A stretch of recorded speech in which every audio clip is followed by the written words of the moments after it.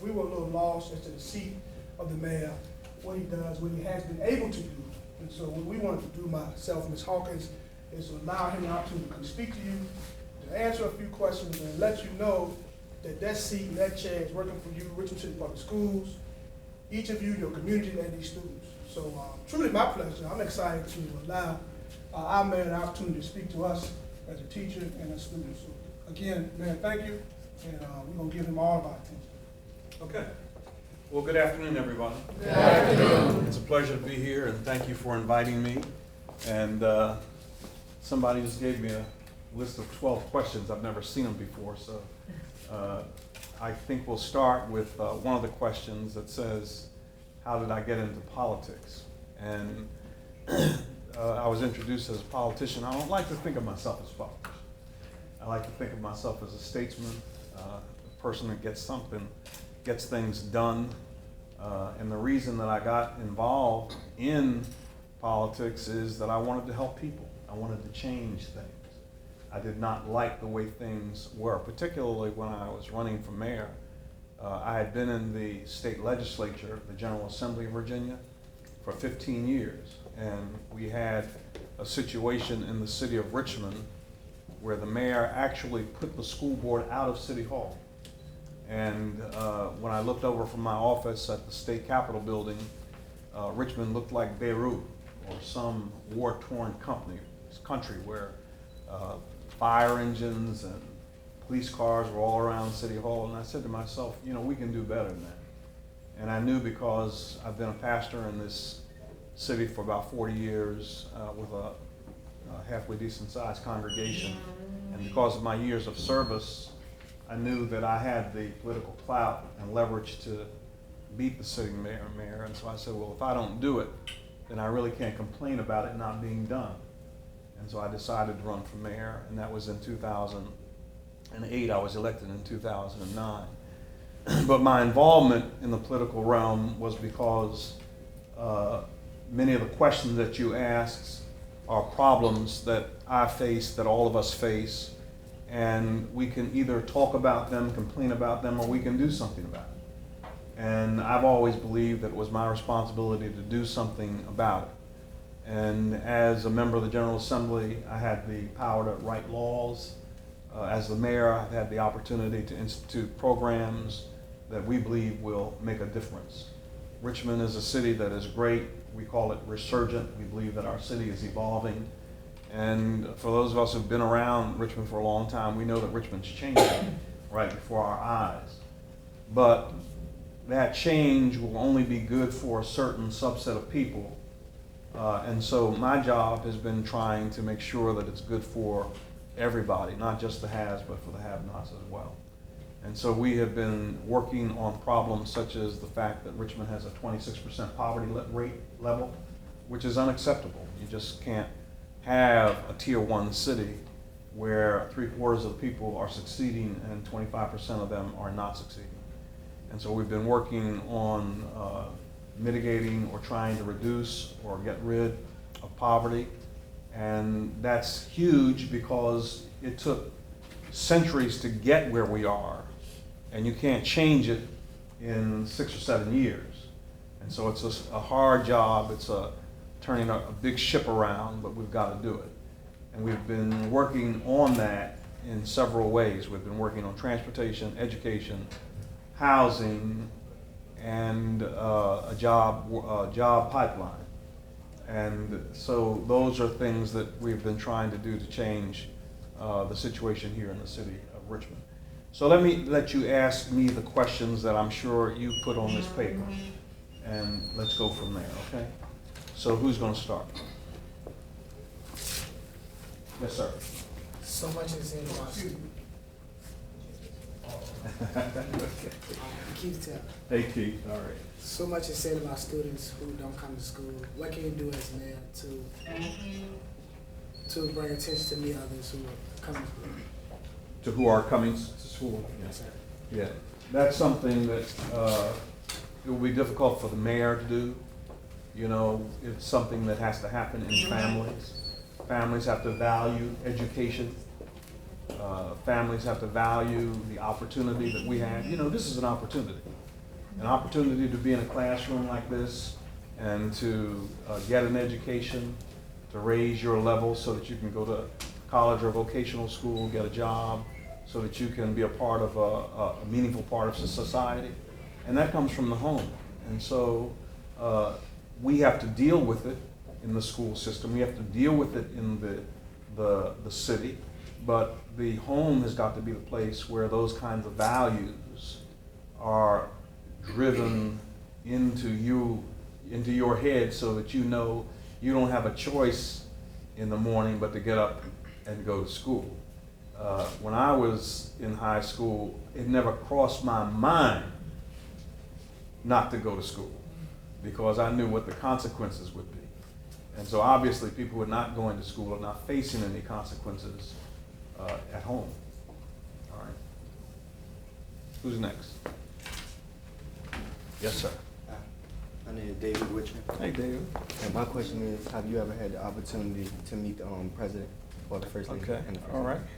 lady? Okay, I've had the opportunity on many occasions to meet President Obama. Virginia is a swing state, which means that you can't be president unless it's not likely that you will be president if you don't win the state of Virginia. And so I promise you that everybody who's running for president is going to be coming in and out of Richmond many, many times.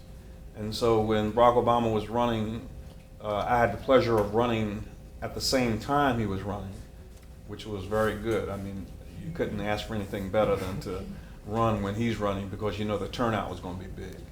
And so I had the opportunity to greet him when he came to Richmond at least 7 or 8 different times in 2008, and then in the second term he came about 5 or 6 times. And I had a very cool opportunity to go to the airport and to walk out onto the tarmac and to be the first person he greeted when he got off of Air Force One. And so that was really a great experience for me. I really cherished that. And I got some pictures too. Thank you. Okay. My name is Jean O'Connor, and my question Say it again. is Jean O'Connor. Jean? Yes. All right, Jean. And my question is, why as a city do we struggle with getting the school budget passed? Okay, well, our needs are greater than our resources. Richmond is a city that is 66 square miles. Henrico County has more people than Richmond. Chesterfield County has more people than Richmond. They have more money than Richmond. We have a city where we are the seat of state government, and all those beautiful buildings downtown, the state capitol, they don't pay any taxes. And so we have a small geographic area, and a lot of the buildings that we have, we don't get any money from. And so our resources are much greater than our needs. And so I don't think that it's been difficult getting the budget passed. It's just that I don't think the schools have received as much money as they want to receive. And in my budget, I put in a certain amount, and then the city council comes in and puts in another amount. And this year, the city council put in an extra $9 million for schools. And so it's a work in progress. We have to continue to work, and schools has got to continue to work to try to lower their expenses, to be more efficient in the way they do things. One of the problems we have is that we have the duplication of efforts. And so there should be no duplication of efforts. We have separate entities that do the same thing for the school system as they do for the city. And that should not be the case. We should be doing all of that together, which should save money. And so that's something that the next mayor is going to have to work on. Okay, who's next?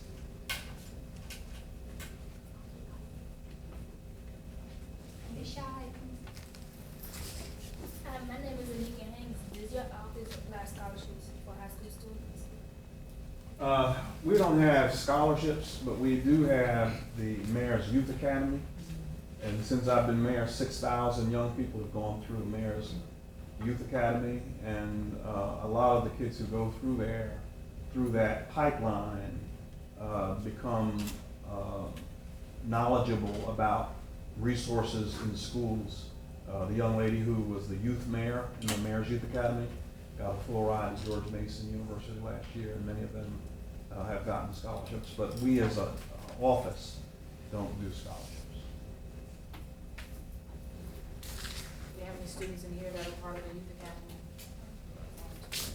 Okay, all right. I'm Brooklyn Valley. What do you think the most important issues facing this city are? Well, I think that for me, the most important issue for the city is the reduction of poverty, because I believe that I want the city to be a city where everybody has an equal opportunity. I think that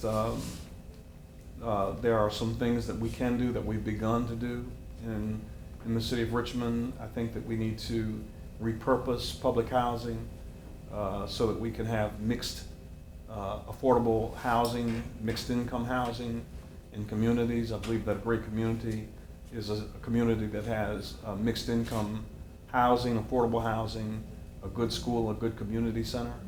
And I believe that if you can build those kinds of communities, that people will be attracted to them, and it will level out the socioeconomic separation that we find in the city today. And so I think that until we solve the poverty issue in the city of Richmond, we'll never be a tier 1 city, because it's important for us to make sure that everybody has an opportunity to succeed. And I'm not talking about minimum wage jobs, but I'm talking about the kind of jobs that can lead a family into a middle-class lifestyle.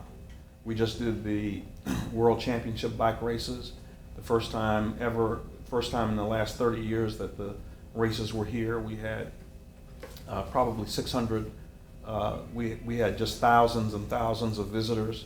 We were seen all over the world on television.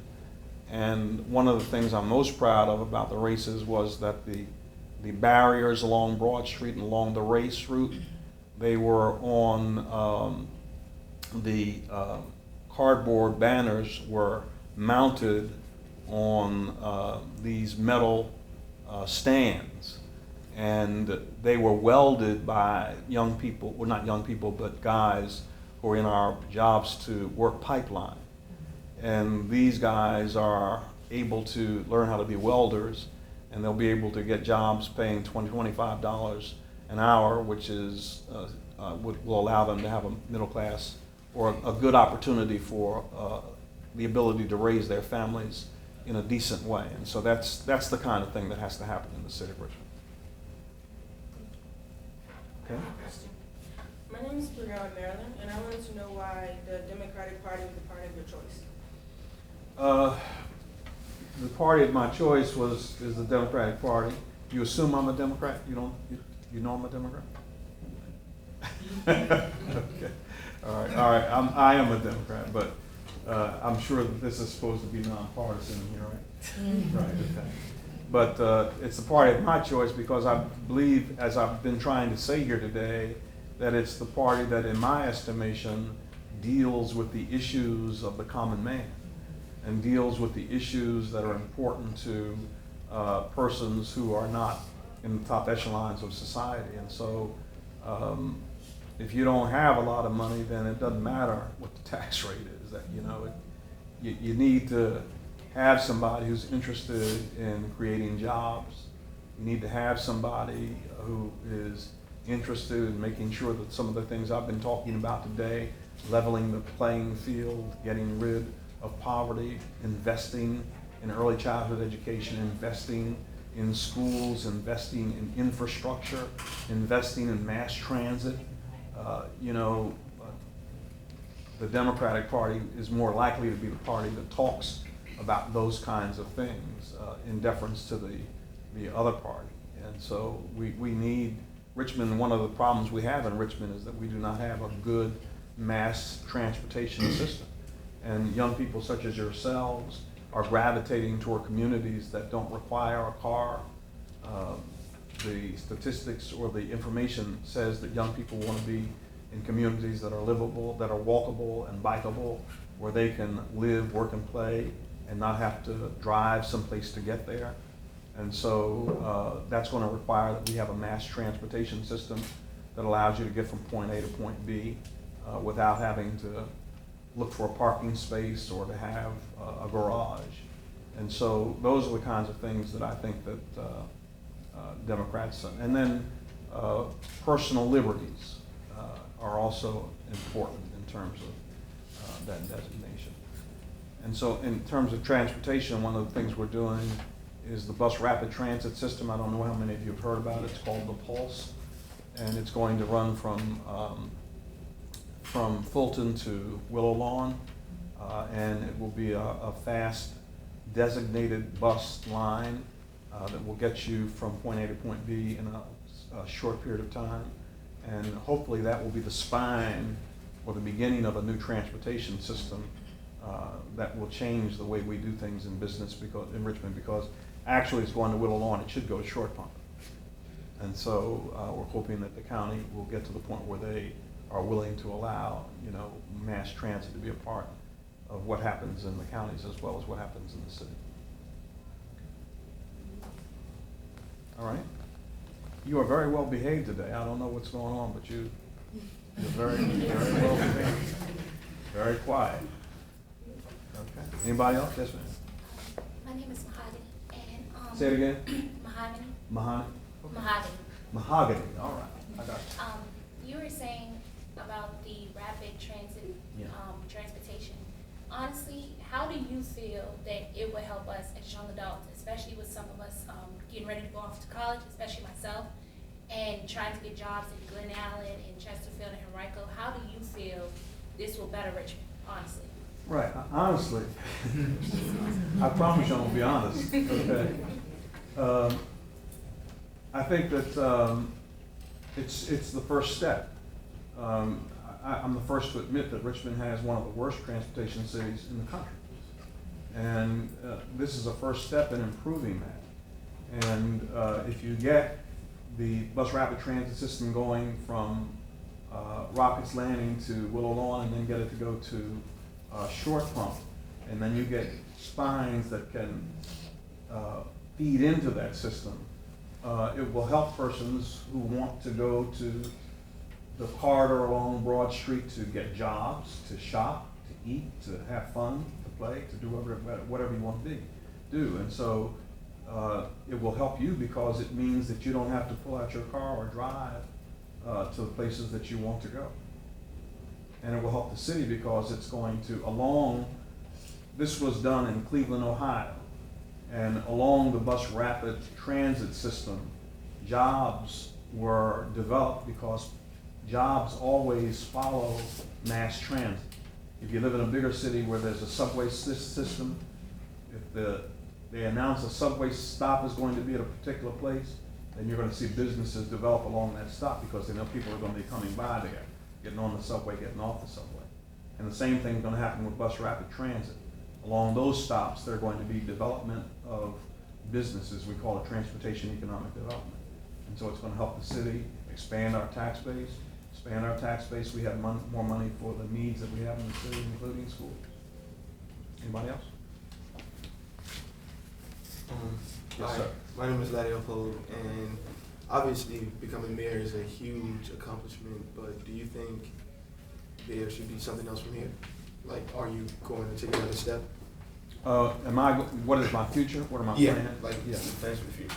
I really don't know. People are beginning to announce that they're running for mayor, but I have to remind them that I still have a year and 1 month left. So the seat's not vacant for another 13 months, and so I plan to serve until my time is up. But I've always been active in politics. I started out on the school board, then I went to the General Assembly of Virginia, and then I became mayor. And so it seems rather it would seem odd for me not to do something else. I don't have my eyes on anything.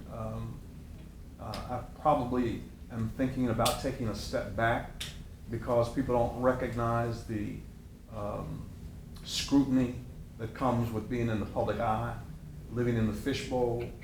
It may seem nice from time to time, but it's quite a lot of pressure not to be able to go into 7-Eleven unless you get dressed up, you know what I mean? Or not to be able to go anywhere without people interrupting your meal and so forth. And so I think that I've put in a good 25, 30 years of public service, and maybe my next step might be something in the private sector. I'm not saying that I won't run for anything else, but at this point I'm leaning towards perhaps letting somebody else take on this responsibility. Okay? Yes, ma'am. You said that you can't, when you would like to go out places, you can't necessarily go without being dressed up. Would you have liked it better if maybe the public would have made you, like, where you were able to wear your comfortable clothing, and maybe we could see you as not just the mayor, or maybe a pastor, because I go to your church, but, not but, maybe as, maybe as a stand-up guy, somebody that's real understanding, someone not just else where we can look at him and be like, oh, well, he's the mayor. Yeah. But maybe as a person that we all might not even have to look up to, someone we could just have as a friend, someone they Well, talk to. I hope that that's true. I mean, I hope that even if I have a suit on, I always try to be approachable. I always try to,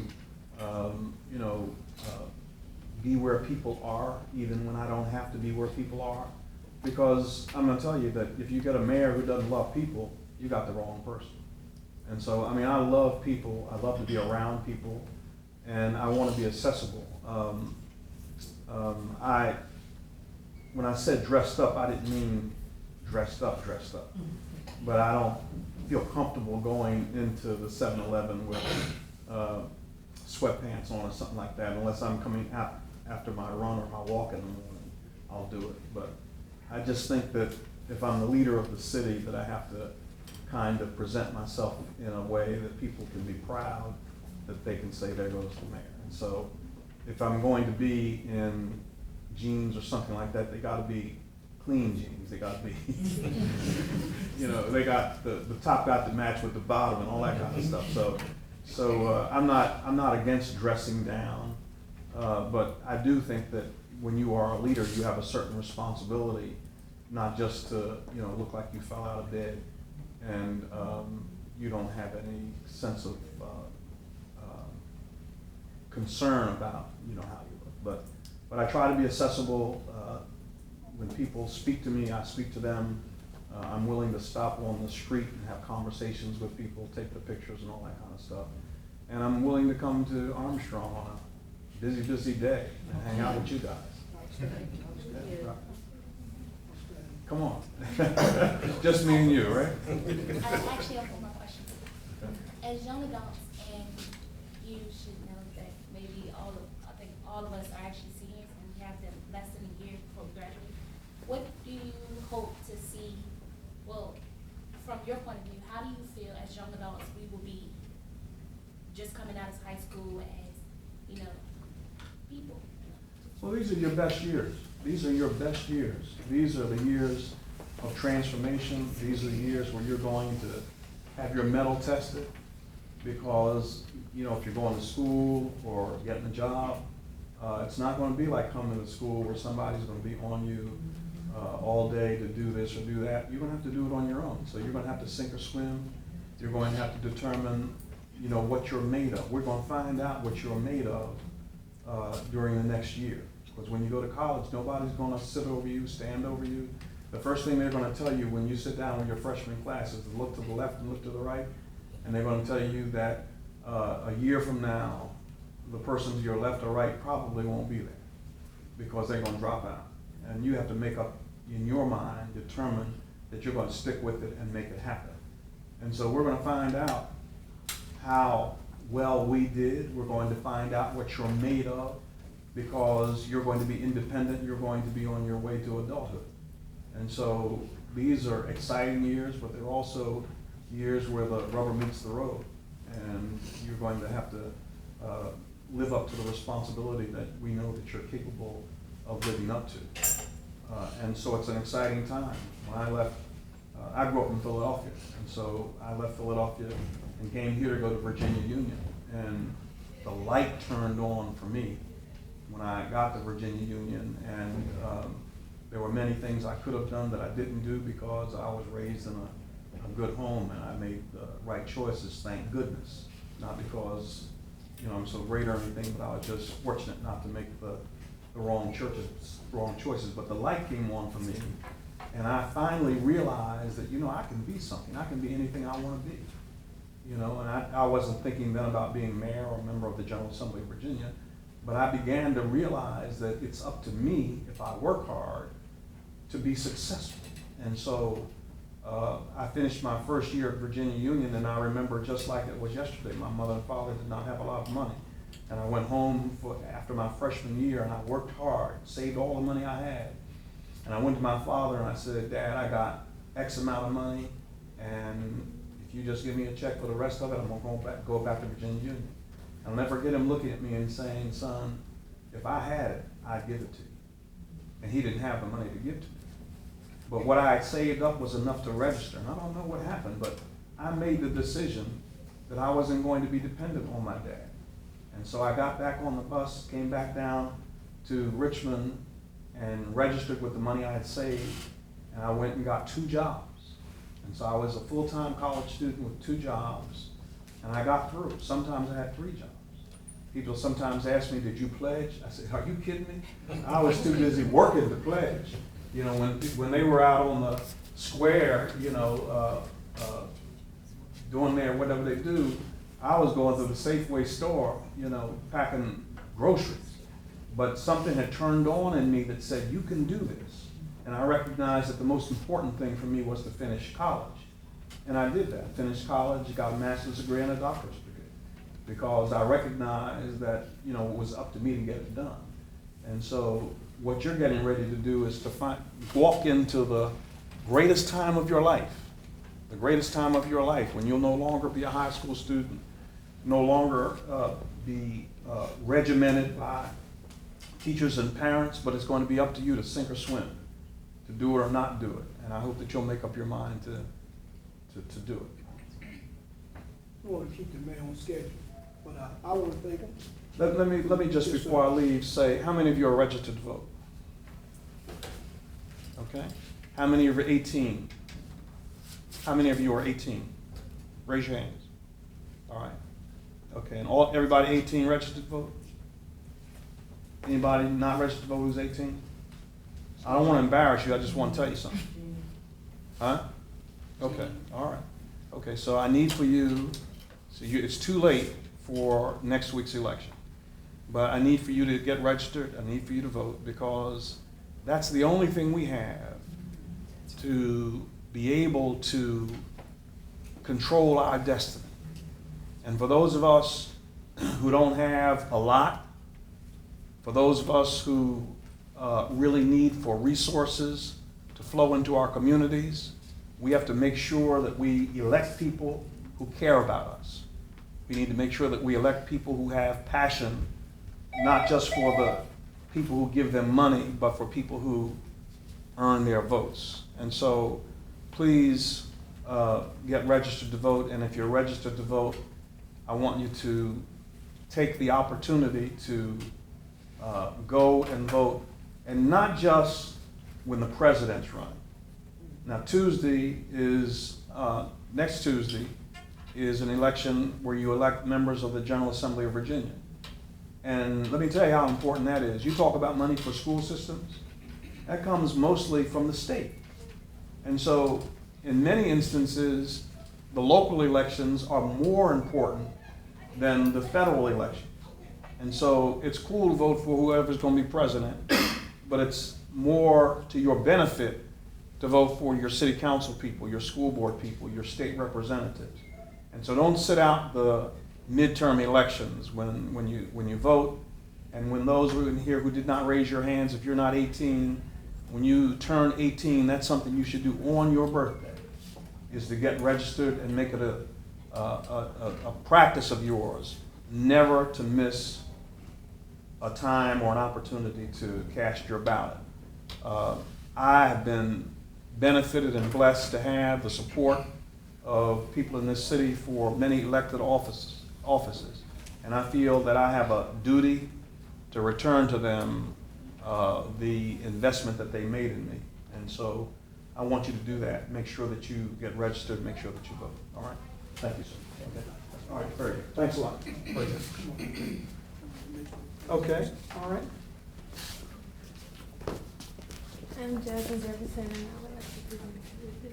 Thank you, Jasmine. What's in here? To carry with you, Okay. to remember of Armstrong. All right. Does it say Armstrong? It should. All right. All right.